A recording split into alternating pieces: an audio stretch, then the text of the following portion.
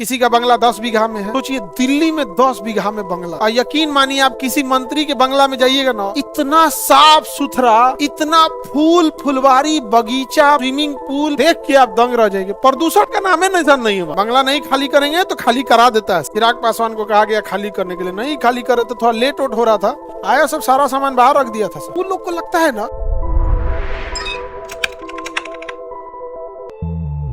हाँ राष्ट्रपति को देगा कार्यकाल में। हाँ देखिए कार्यकाल में ही उसका त्याग पत्र होगा, उस पर महाभियोग होगा, उसका 5 साल का कार्य, क्योंकि जो भी त्याग पत्र दिया तो कार्यकाल खत्म करेगा, महाभियोग लगा तो कार्यकाल को खत्म करेगा, मृत्यु हुई तो कार्यकाल को खत्म करेगा। तो उपराष्ट्रपति अपना त्याग पत्र किसे जाके देगा?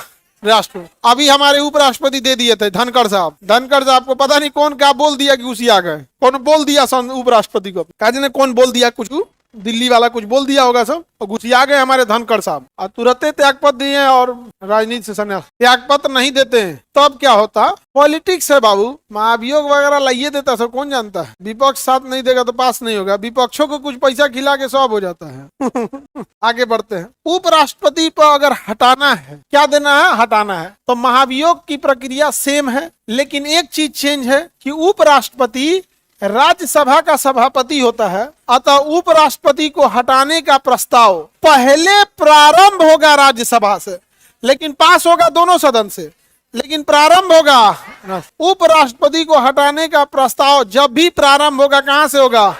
प्रारंभ होगा। प्रारंभ करने के लिए 1/4, अब पारित करने के लिए 2/3, पारित करने के लिए 2/3, पारित करने के बाद दूसरे सदन में भेजेंगे कितना दिन? 14 दिन। दूसरा सदन भी पारित करेगा,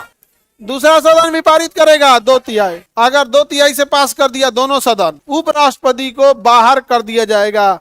एक डेट डिसाइड कर दिया जाएगा, इस दिन आप खाली कर दीजिएगा बंगला उंगला, खाली नहीं करेंगे तो ब्लैक कमांडो आएगा, सब सामान बाहर रख देगा। समझ में आ गया कि नहीं?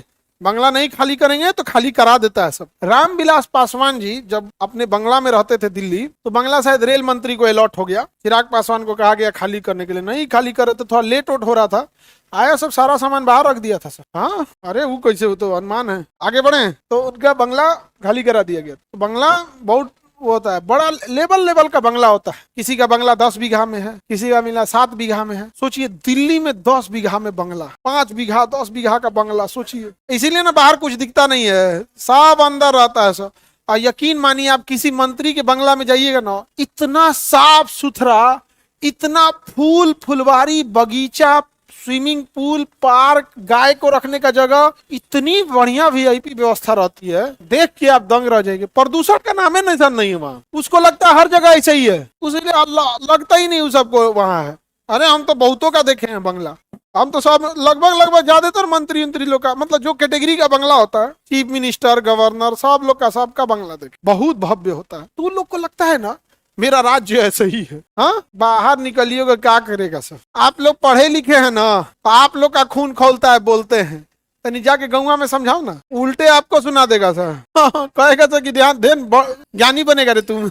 अब तक किसी पे महाभियोग लगा है कि नहीं? सर पूरा भारत उपराष्ट्रपति के जैसा ही रहता तो कितना है? कहना क्या चाह रही है शीला कुमारी? पूरा भारत उपराष्ट्रपति के जैसा रहता तो अच्छा, जैसे बंगला इतना बड़ा सबका रहता तो कितना अच्छा। आगे बढ़ते हैं। एक और चीज तुम लोग गौर करके देखना ना, दुनिया के किसी अमीर को जाके देखना, वो 15 घंटा से कम काम नहीं करता। ये हम तुम्हें मिनिमम बता रहे हैं। दुनिया में जितने बड़े आदमी को देखो, वो कोई 15 घंटा 16 घंटा से कम काम नहीं करता। उससे पूछ के देखना कि सबसे ज्यादा क्या पसंद है, तो कहेगा सो जाना। 10 घंटा सोने को मिल जाए तो कहेगा 1 नंबर। खाना पीना सब छोड़ दे। वो सब मेहनत भी करता है, बहुत मेंटल वर्क होता है। और इतना ही नहीं, वो खुद तो काम कर ही रहा है, उसके लिए 20-25 आदमी और काम कर रहा है। आखिर तो होगा कि नहीं होगा? मल्टीपल वर्क काम होता है ना।